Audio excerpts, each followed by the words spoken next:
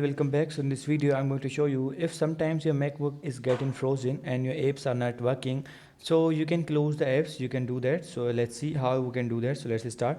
So first of all, what we have to do, we have to open the apps. As you can see, I have already opened some apps, and after that we need to go to Apple logo. As you can see, has an Apple logo, and now we need to click on this, and after clicking on this, as you can see, has an option for us. If you want to press this shortcut key, you can also do that. So as you can see, has an option, we have force quite, and that shortcut key is also mentioned here. If you want to press the shortcut key using to shortcut key, you can also do that, or if you want to open this from here, you can also do that. It's up to you. So I'm going to click on this, and after clicking on this, as you can see here, you will be able to see all the currently open app which are working.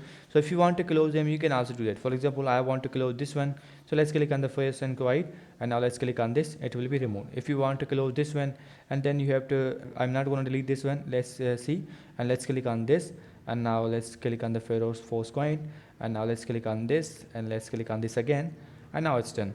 So in this way you can open the force quiet application and close your all active app. The shortcut key is also mentioned here, command option escape. So I hope you guys understand this video, that how you can force quiet and close your frozen app. So I hope you guys understand this video. So see you guys in the next video.